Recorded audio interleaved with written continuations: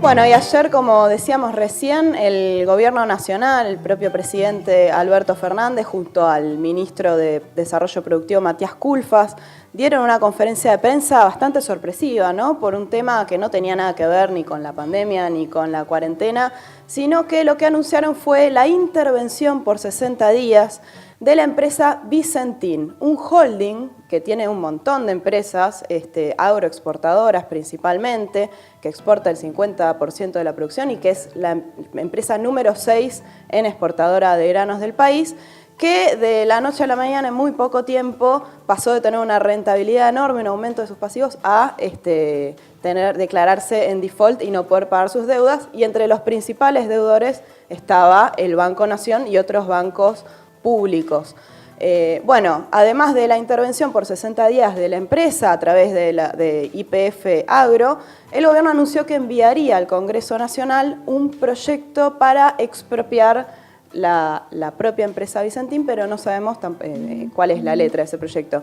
Para hablar de todo eso, estamos en comunicación con Claudio Lozano, que es actual director del Banco Nación. Claudio, ¿nos escuchás? Sí, perfectamente. ¿Cómo estás? ¿Qué tal, Claudio? Bueno, muchas gracias por la comunicación. Desde la derecha y desde el macrismo se criticó mucho la medida de ayer por hablar de que implica esta intervención y esta expropiación implica un avance sobre, ¿no?, la propiedad privada. El propio presidente Fernández planteó que esto no era así, que es un rescate a esta empresa. Y vos has hecho una investigación muy profunda del fraude al Estado y a distintos acreedores. ¿Nos podrías explicar un poco en qué consistió ese fraude? Mirá, primero hay que dejar en claro para todas las críticas francamente impresentables que hacen los responsables de buena parte de la situación que vive la Argentina, que la propiedad privada de la que hablan, que en todo caso es la del Grupo Vicentin, lo que consumó es una estafa a pequeños y medianos productores, a la banca pública y a los trabajadores, y que ciertamente es en esa situación en la que está interviniendo la decisión del gobierno nacional. En segundo lugar, lo que diría es que, por lo menos en lo que hace al Banco Nación, estamos en presencia de una situación en donde, en función de la relación directa que tenía el Grupo Vicentin con el presidente de la Nación, con Mauricio Macri, hay que recordar en esto que el Grupo Vicentin fue el primer aportante en la campaña de Cambiemos, el más importante del año 2019, y hay que también recordar que Gustavo Nardelli, que es el referente principal de Vicentin, era, junto con Alberto Paduan, Nardelli fue precandidato a gobernador en la interna del PRO por Vicentin. Alberto Paduan fue presidente de la Bolsa de Comercio de Rosario. Por lo tanto, los vínculos con el gobierno nacional hicieron que de alguna manera el Banco Nación tuviera una actitud absolutamente permisiva, violando todas sus normas internas e incluso las normas del Banco Central a la hora de otorgarle créditos a Vicentin, que Vicentin luego no devolvió, quedando una deuda de $300 millones, que es la deuda que hoy Vicentin tiene con el banco. Cuando digo que se violaron todas las normas, me refiero al hecho de que Vicentin, a partir de abril del año 2019, ya no calificaba para recibir más créditos, estaba totalmente superada la calificación y por lo tanto no podían otorgarle más crédito. A partir de agosto del 2019, Vicentin ya dejó de pagar, a pesar de que no calificaba y que había dejado de pagar, en noviembre del año 2019, el Banco Nación le vuelve a prestar a Vicentin, cuando no tenía ningún sentido ni razón. Es más, entre agosto y diciembre del año 2019, cuando Vicentin no pagaba al Banco Nación, en una cuenta que existía en la sucursal Reconquista, una cuenta que además era garantía del crédito que Vicentín había tomado, ingresaron en esos meses 900 millones de dólares de las exportaciones de Vicentín que hubieran permitido cobrarse toda la deuda que tenía el grupo con el Nación y que, a pesar de que era una garantía, nunca fue ejecutada por las autoridades. Claramente, durante todo este periodo donde Vicentín no calificaba, no pagaba, tenía los dólares en el banco y el banco no se los cobraba, y en donde además el banco le decía al Banco Central de que Vicentín estaba en situación normal, donde todas estas irregularidades se consumaban cada vez que algún funcionario de la línea del banco pretendía ponerle límite a la operatoria de Vicentín.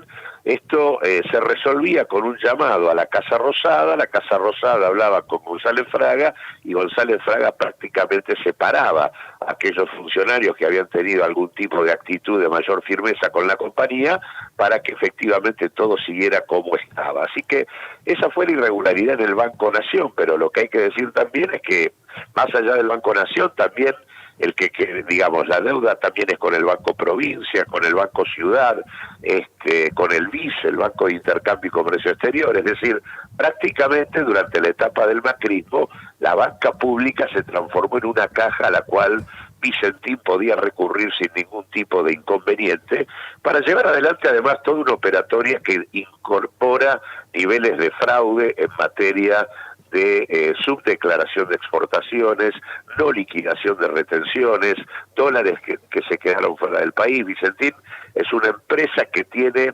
empresas en Paraguay, en Uruguay, en Panamá, en España, digamos, de hecho el crédito que se le otorga vía Banco Nación a Vicentín es un crédito a Vicentín Argentina para exportarle a Vicentín Uruguay. Y en realidad la mercadería sale de la Argentina y va al resto del mundo, pero la facturación definitiva se hace en Uruguay. ¿Por qué?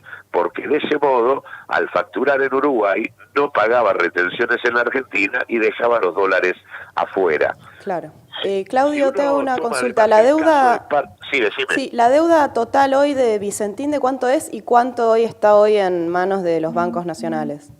La deuda del banco, la deuda de Vicentín hoy se reparte del siguiente modo, está en el orden de los 1.400 millones de dólares, de los cuales casi 700 tienen que ver, primero 370, 380 millones de dólares tienen que ver con los bancos públicos.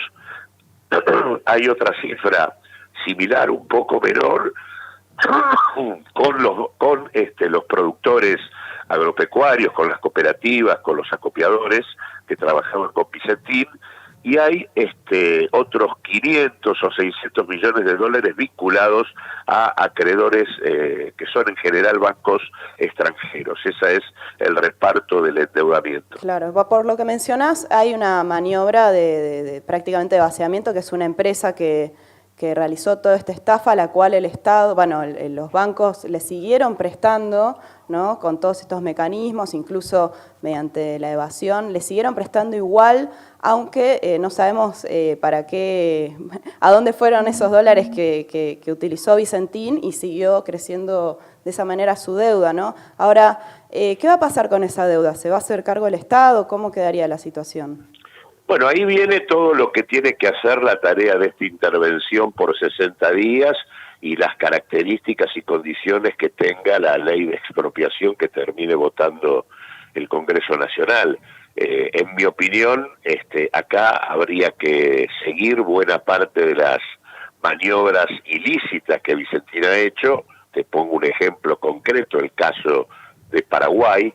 Vicentín Paraguay es una empresa que ahora cerró, pero que en realidad es una empresa que tenía solo 6 empleados, que no tiene ninguna planta productiva en el Paraguay, y sin embargo es el segundo exportador de soja del Paraguay. Y en realidad incluso el responsable de la empresa Vicentina allí es el presidente, o era el presidente de la Cámara de Exportadores del Paraguay. ¿Por qué?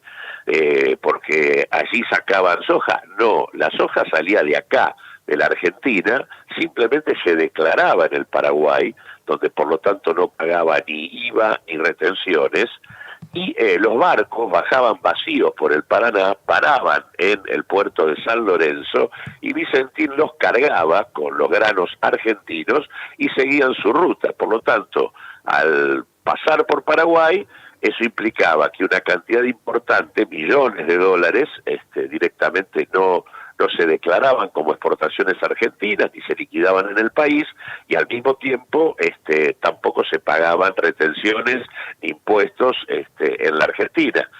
Hay que decir también que Vicentín tiene empresas offshore en Panamá, así que en realidad está claro que este tipo de maniobras, de triangulaciones con las que opera esta empresa, lo que permitieron es claramente que buena parte de los dólares, en lugar de haberse utilizado para cancelar los créditos, estén embolsando seguramente las cuentas offshore que tienen buena parte de los dueños de Vicentín, ¿no? Claro, y ahí justamente esto es lo que mucho no se termina de entender, cómo después de todas estas maniobras de evasión, estas maniobras fraudulentas con el propio Estado, para, como vos decís, probablemente sacarlas a las cuentas offshore, sacarlas afuera, aparece como una estatización, ¿no?, de la deuda privada, como que esta intervención y expropiación podría estar estatizando esta deuda que tiene detrás todas estas operaciones ilegales.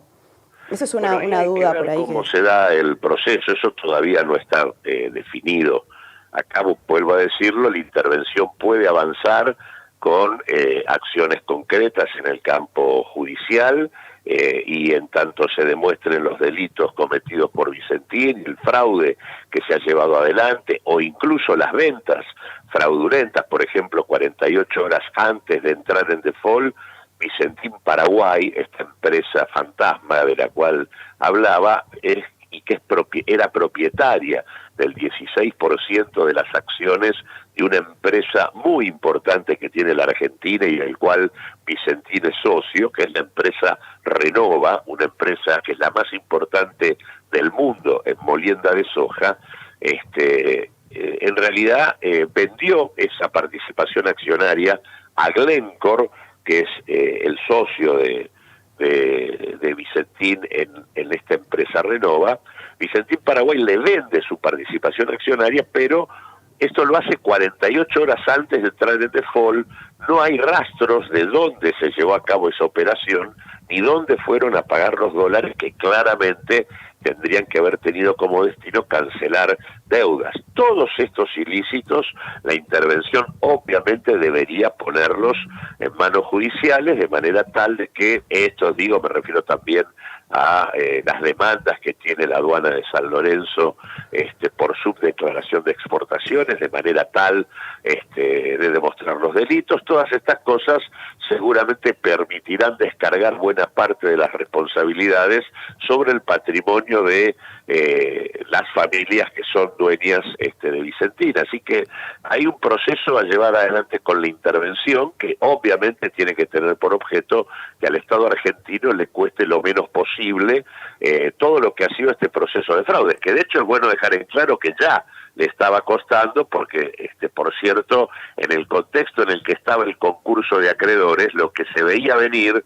era una situación en donde los bancos públicos no iban a cobrar absolutamente nada, y al mismo tiempo lo que había era una operatoria creciente por parte de los principales jugadores del mercado, concretamente Glencore, Cargill, Dreyfus, con distinto tipo de estrategias, tratando de quedarse con los activos de Vicentín. Acá lo que hay es una intervención que lo que hace es defender la posibilidad de que el Estado tenga participación en la oferta de divisas. Vicentín es uno de los 10 más importantes exportadores del sector agroindustrial de la Argentina, es líder en la exportación de harinas y de aceites, es por lo tanto una empresa que al quedar en manos del Estado permitirá blanquear las condiciones del comercio exterior, porque este proceso de triangulaciones de empresas que forman parte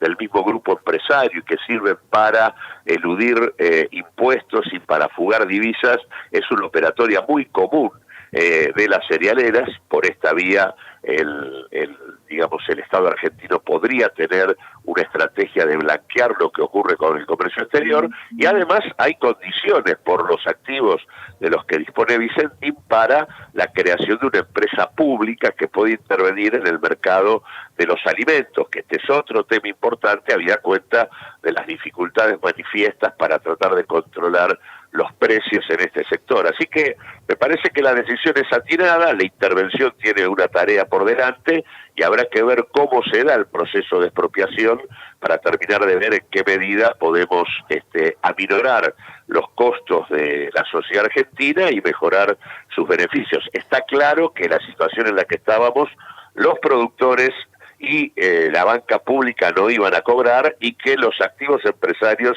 iban a quedar en manos extranjeras. Claro, en este marco, yo creo que los productores van a cobrar, la banca pública va a recuperar parte de sus créditos y vamos a disponer de una empresa que tiene la posibilidad de sernos de mucha utilidad en diferentes planos. Estamos en comunicación con Claudio Lozano, que es director del Banco Nación. Claudio, respecto a esto último que estás planteando alrededor del comercio exterior, el presidente, bueno, se habló mucho ayer de avanzar en soberanía alimentaria, ¿no? ¿Eso no resulta quizás un poco exagerado decir soberanía alimentaria, teniendo en cuenta que Vicentín controla el 9% del comercio de granos, el otro 91% quedaría en manos de otros grandes, ¿no? como Dreyfus, Nidera, AGD, Bunge, y que gran parte de ellos también, el 61% de las exportaciones son de estas compañías extranjeras? ¿No habría que tomar medidas más profundas para poder controlar efectivamente el comercio exterior? Sí, por supuesto. Acá Vicentín se transforma en una herramienta más. No es ni la única ni la condición exclusiva, pero habría como que discriminar dos cosas. Uno es el papel que Vicentín puede tener en el marco de el rol como empresa que participa del comercio de granos. Ahí hay dos temas. Uno, obviamente hay una parte de las divisas que van a entrar de manera directa bajo control estatal. Y segundo, lo que permite tener una empresa en ese sector es poner de límite a los movimientos de triangulación comercial que mencionaba recién, y que no solo los hace Vicentín, sino que los hace Cargill, la Aceitera General de ESA, digamos, y todos los que Dreyfus y todos los que participan del sector. Por lo tanto, si se hace una gestión efectiva, Vicentín permitiría que el Estado argentino pueda disponer de más dólares y de mayor recaudación que lo hace hoy, al blanquear de alguna manera o ayudar a blanquear el comercio de granos, que por definición, por el modo en que operan estos conglomerados, es muy poco transparente. Claro, muchos de ellos tienen puertos propios, ¿no es cierto? El tema de la soberanía alimentaria. Ahí eso tiene que ver con el tema de la gestación de una empresa pública que tenga importancia en la producción de alimentos. Ahí Vicentín tiene algunas cosas, es líder en harinas, líder en aceites, ha comprado parte de los activos de Sancor, tiene un frigorífico vinculado a la industria de la carne, participa, tiene bodegas, tiene empresas en el sector de producción de miel, pero digo, obviamente con lo que tiene no alcanzaría para esto, pero sí podría haber una reorientación. Hoy Vicentín es parte del sistema del agronegocio, por lo tanto la preocupación principal es la exportación de commodities, no la generación de alimentos para el mercado interno, alimentos de calidad y de bajo precio, y que efectivamente, digamos, de la mano de una estrategia de gestión diferente, y en este sentido la designación de alguien que viene con experiencia del INTA permite abrigar mejores expectativas, en realidad lo que puede haber es una reorientación de la estrategia de Vicentín para tratar de generar una empresa pública en el sector de los alimentos que efectivamente pueda de alguna manera permitirle al Estado un mejor contralor de lo que ocurre en ese sector. Está claro que cuando uno mira la evolución de los precios en nuestro país, claramente el precio de los alimentos sube por encima de la media, así que alguna tarea... Claudio, discúlpame, te puedo interrumpir con una pregunta. Jessica Calcaño te habla, discúlpame la interrupción, pero justamente por este tema de los precios que estabas mencionando, ¿no? Bueno, en el caso de que se avance con lo de Vicentín. En el día de ayer se comparó mucho en la conferencia de prensa con lo que fue el caso, el modelo de YPF, digamos que fue una compra, bueno, es una sociedad anónima, se compró una parte de las acciones, pero tiene gran parte, está en parte en manos privadas. Y ahí, bueno, hay un debate también sobre qué pasa con los precios de YPF, porque si bien se dijo que iba a ser en beneficio de la población y de los consumidores, la realidad es que hoy hay un barril criollo que se está subsidiando por los propios consumidores y las petroleras se siguen beneficiando. Digo, además que hay intervención de Chevron, ¿no? de grandes multinacionales. Digamos, se toma el modelo de YPF para compararlo porque, digamos, quieren ir hacia ese camino con Vicentín. ¿Cuál es tu evaluación? No, mirá, mi evaluación es que YPF es otra de las empresas que en este contexto y en el marco de la caída de los precios del petróleo y por lo tanto del valor de las acciones que YPF tiene, es un momento de suma oportunidad para que el Poder Ejecutivo avance sobre el control que le falta en el 49% de las acciones de YPF. La lógica sería tomar control pleno sobre la petrolera, del mismo modo que el caso de Vicentín ayuda para intervenir en un sector tan relevante como los alimentos, que YPF sea plenamente estatal y no una sociedad comercial con mayoría estatal, como lo es ahora, indudablemente nos daría una herramienta estratégica para reorganizar el sistema energético. Así que no me parece que haya que seguir el modelo YPF en ese sentido. Habrá que ver cuál es el modelo que se adopta. Hay muchas posibilidades, hasta ahora la letra del proyecto de expropiación no está clara. Lo que hay acá es un paso que desde mi punto de vista es absolutamente atinado porque, insisto, acá tanto los pequeños y medianos productores como los trabajadores y el Estado ya habían sido estafados por Vicentín y además lo que había es, de hecho, en puerta un proceso de mayor extranjerización del sector. La decisión adoptada le abre posibilidades al gobierno y al conjunto de la sociedad para que la solución sea distinta. Es la tarea que viene.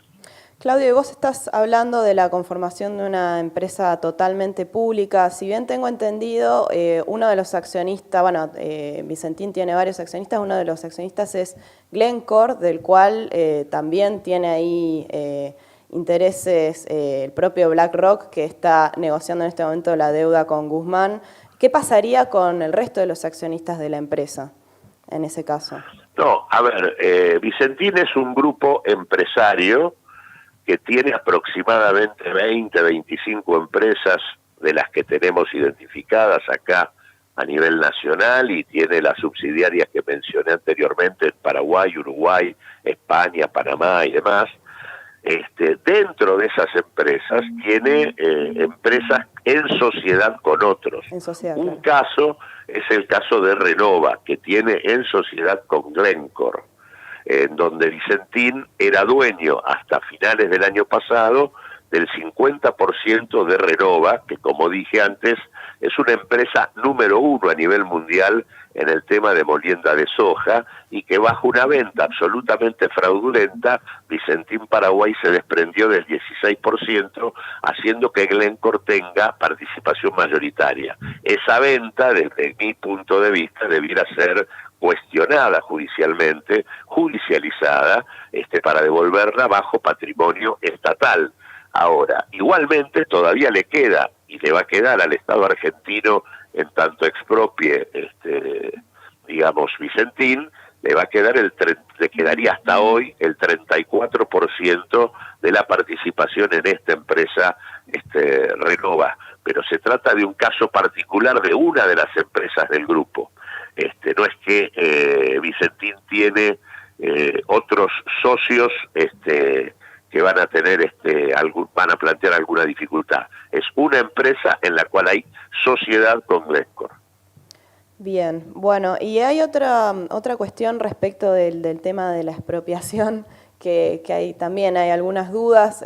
Por ejemplo, tomando de nuevo el caso de YPF, en su momento Axel Kicillof había planteado que no se iba a pagar ni un solo peso, por el contrario, que Repsol, la anterior propietaria, era deudora por digamos, todos los pasivos ambientales con el país, y sin embargo se estima que se terminó pagando entre 5.000 y 10.000 millones de dólares por la expropiación de Repsol.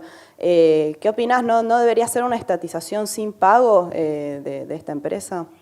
Yo creo que tiene que ser una expropiación que guarde todos los recaudos para minorarle los costos al Estado y a la sociedad argentina. Para eso es que creo que se pone en marcha una intervención de manera tal de identificar todos los ilícitos, hacer todas las presentaciones judiciales que correspondan y no dañar el patrimonio de los argentinos. Vuelvo a insistir, partimos de una situación donde esto ya estaba dañado. Es decir, acá estaba la estafa sobre productores, Estado y, digamos, los trabajadores. En este contexto, los trabajadores tienen un horizonte donde las fuentes de trabajo de los más de 3.000 trabajadores directos que tiene Vicentín se mantienen, donde seguramente la banca pública va a recuperar, si no todo, parte, y los productores también. Así que en este sentido los daños van a ser muchísimo menores que los que ya existían, agregado al hecho de que no perderíamos, al contrario, ganaríamos presencia en el comercio exterior de granos, en el mercado de los alimentos y en la oferta de divisas. Así que en principio esto es una intervención positiva. Ahora, obviamente los pasos que se den, si están mejor o peor dados, van a dar un mejor o peor resultado. Efectivamente, en el caso de YPF, las primeras manifestaciones que había hecho Kicillof, en donde claramente las irregularidades, los ilícitos y los incumplimientos por parte de Repsol en varios sentidos hubieran permitido que nosotros no tuviéramos que afrontar pagos ni que tuviéramos que comprarle al precio que se terminaron comprando las acciones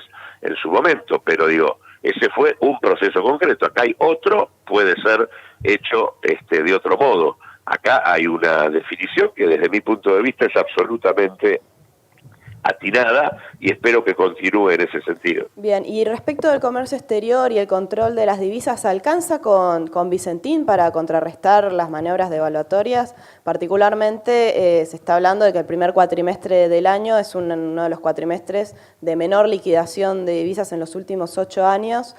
¿Alcanza teniendo Vicentín, mientras el otro 91%, por lo menos en lo que es el comercio de granos, seguiría estando bajo el resto de las empresas, de las grandes empresas exportadoras? No, por supuesto. Es una herramienta más que lo que permite es tener una referencia en el mercado, de manera tal de tener un control estricto sobre cuáles son las divisas que deberían ingresar, pero efectivamente acá hay todo un conjunto de cuestiones que hacen a las regulaciones del comercio exterior, al funcionamiento del sistema de puertos, a no dejar librado a la declaración jurada de las empresas lo que la Argentina exporta. Digo, hay todo un conjunto de cosas que efectivamente hay que agregar para tener un control pleno, como corresponde, de la oferta de divisas del país. Claro, bueno, vos sabés que desde la izquierda proponemos el monopolio del comercio exterior precisamente para tener un control completo sobre estas divisas. Sobre eso, ¿qué opinión tenés? Sí, estoy al tanto de ese planteo. ¿Cómo? Que estoy al tanto del planteo de la izquierda en este sentido. Lo que hay que discutir es cuáles serían las herramientas como para llevar a cabo esto. El control del comercio exterior tuvo determinadas características en la Argentina en cierto momento, donde lo que había era un comercio fundamentalmente entre estados. La existencia de un comercio donde las operatorias se dan entre empresas y al interior de las propias empresas transnacionales plantea un desafío de de creatividad respecto a con qué instrumentos podemos lograr el control de la oferta de divisas en la Argentina. Yo creo que ese es un objetivo absolutamente imprescindible para poder tener condiciones adecuadas para organizar y hacer funcionar la economía del país. Bueno, Claudio, y para ir cerrando la entrevista, bueno, vos hace poco presentaste, ¿no?, el libro La deuda ilegítima, y en estos momentos, bueno, Guzmán está en pleno proceso de renegociación de la deuda.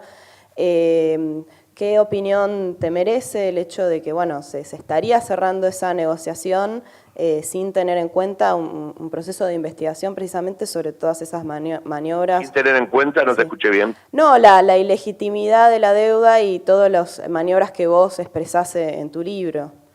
Sí, yo creo que el gobierno se ha privado de una herramienta que le hubiera permitido fortalecer la capacidad de negociación en materia de deuda.